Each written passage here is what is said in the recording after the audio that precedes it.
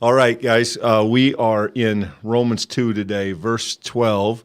And remember, those of you who weren't with us yesterday, what we saw here is that in the end of chapter 1, Paul had been talking about sinfulness. And really, in order to make that accessible, he had been talking about the sinfulness of other people. And then in chapter 2, he turns that around and he begins sort of pointing that discussion at the readers.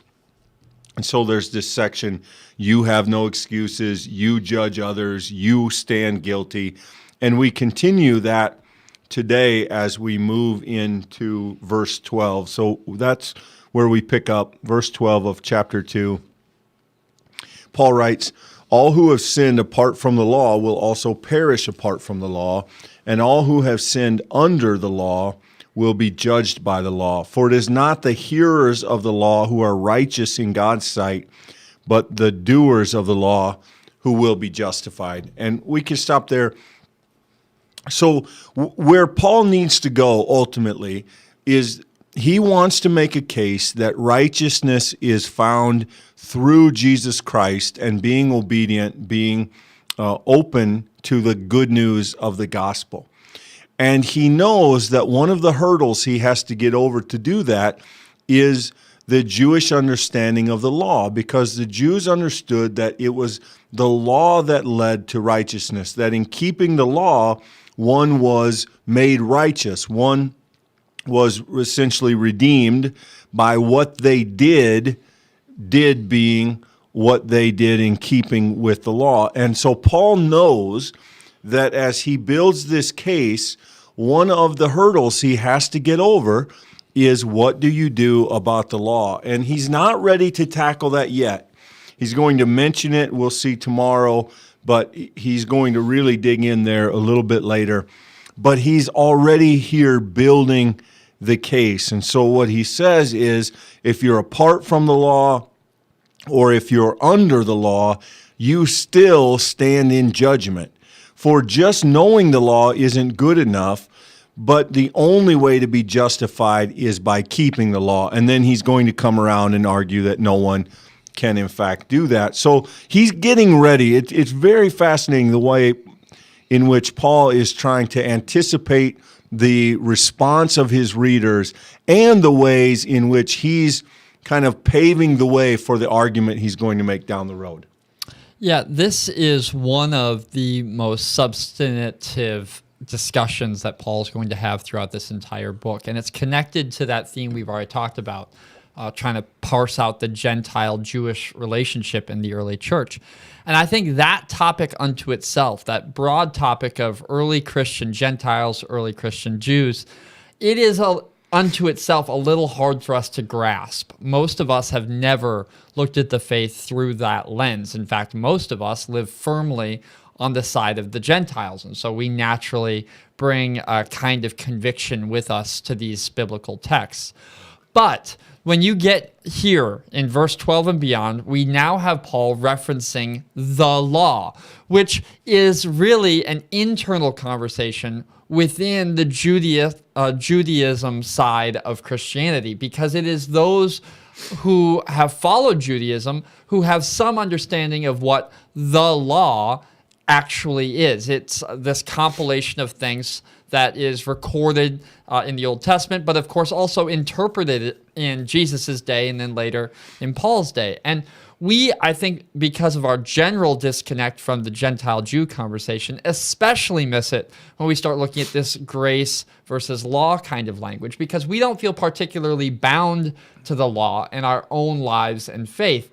And yet the people who Paul is writing to do. For them, it's a significant matter whether or not you follow the law. And what the law is has something to do with your identity as a person of faith. And what Paul is doing very carefully here is separating those who follow the Jewish law from those who follow God's law. And that's a division that they wouldn't have made naturally. They wouldn't have conceded that. But Paul's going to say in just a moment here, he's going to flesh out how the law is bigger than just what Judaism has considered the law, the divine thing that God gave them. It is actually something that's propagated beyond that circle. And Paul's making a very fine argument here, and we miss the subtlety of it, but it's substantial in the sort of argument he's going to make later. And so we really need to slow down and see what he's doing.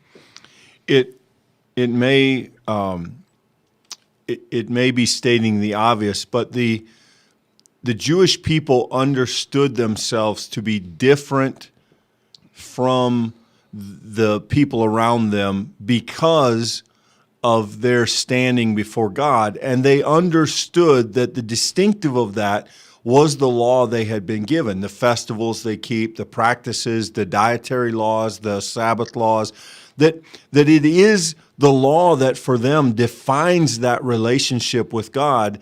And it is the law that is the gift that God had given the Jewish people in order to lead them in righteousness. And so Paul is hitting at very close to the heart of how Jewish people understand themselves.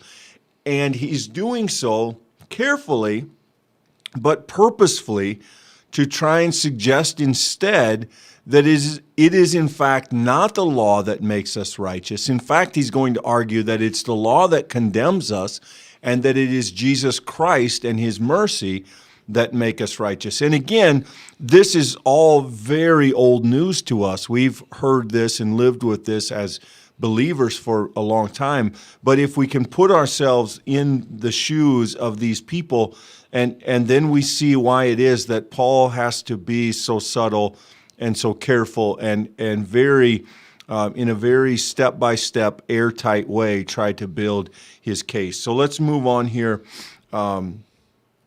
Verse 14, when the Gentiles who do not possess the law do instinctively what the law requires, these, though not having the law, are a law to themselves. They show that what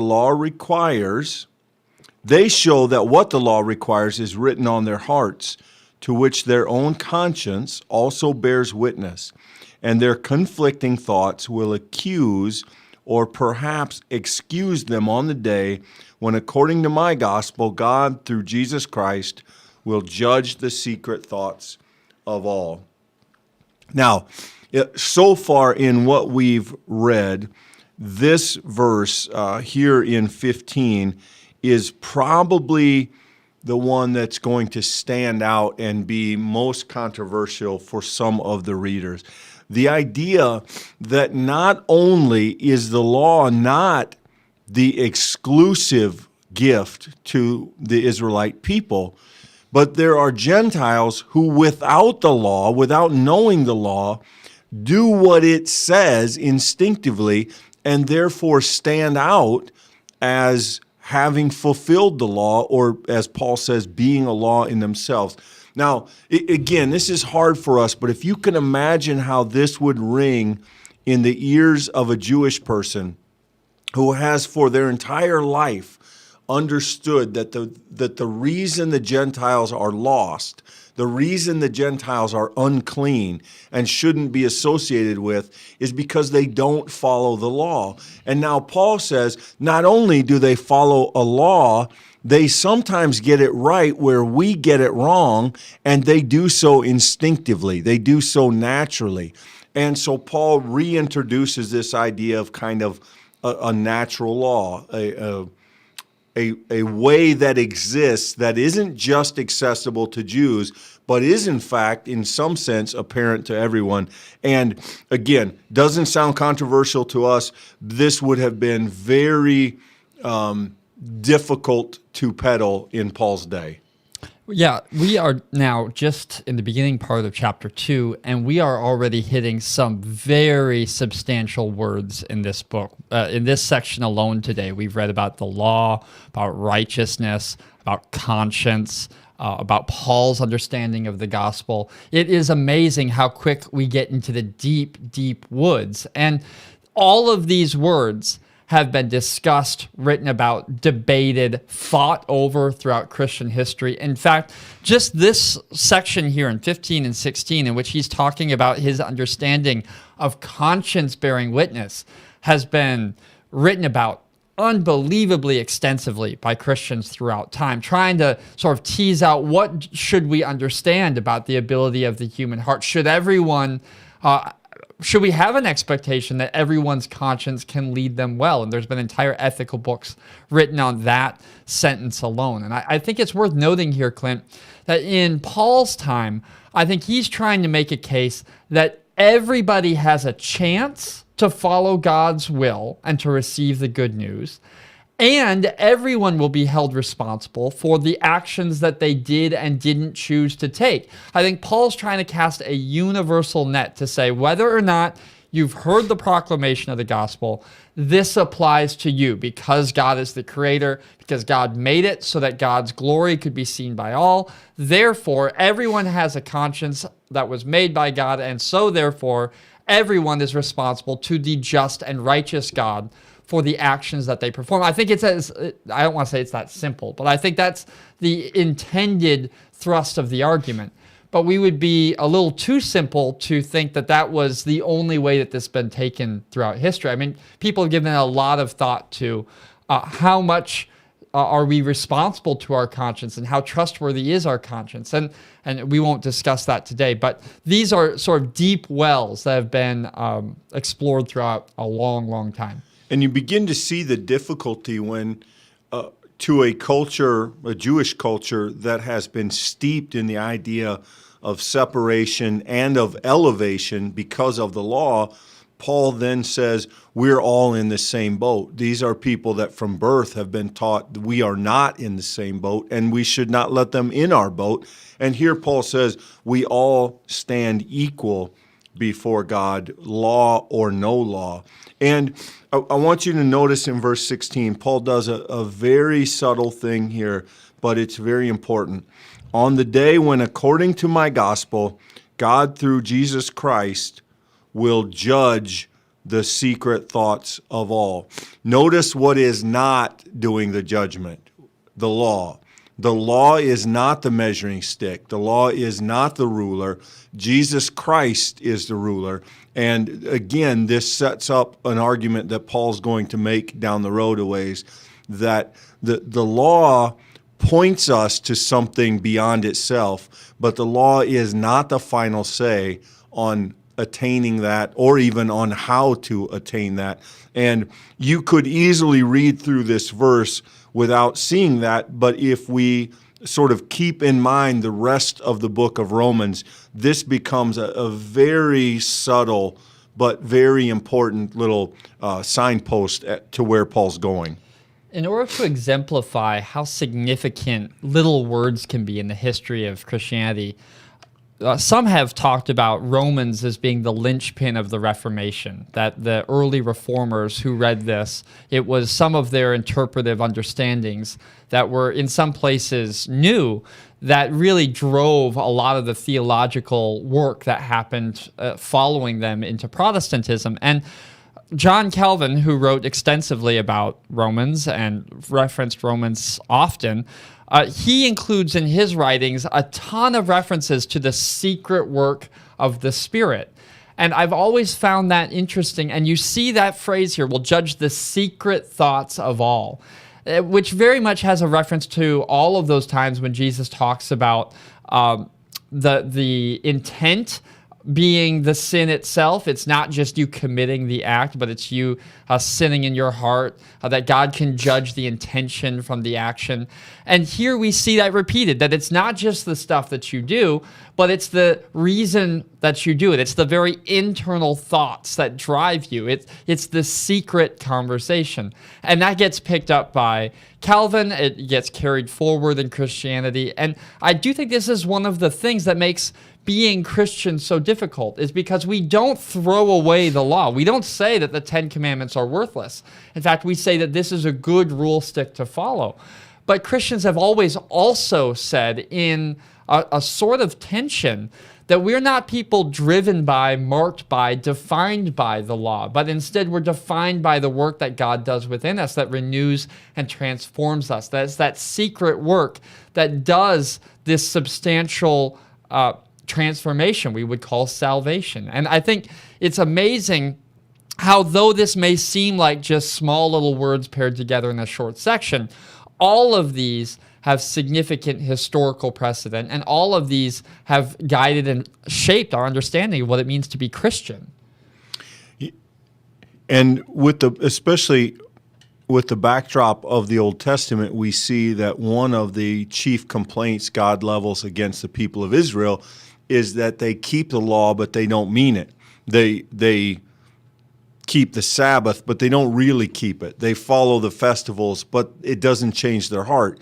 They don't reach out to the poor. It doesn't change their internal life.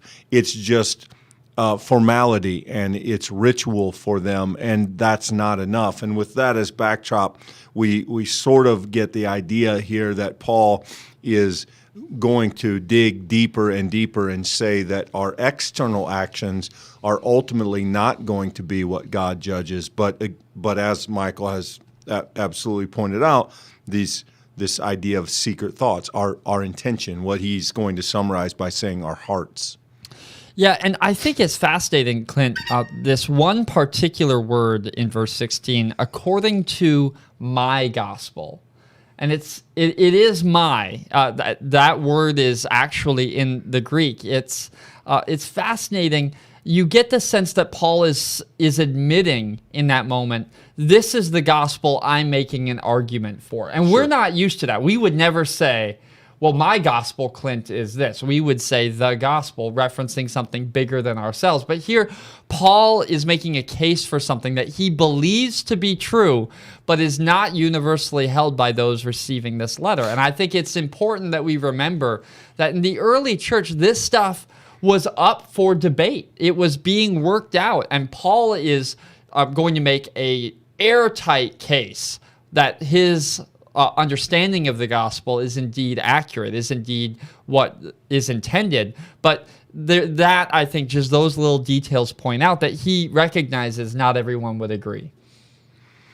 Yeah, and so where we go from here, we will tomorrow continue this theme, though he's going to explore this chute down Judaism that he's opened here.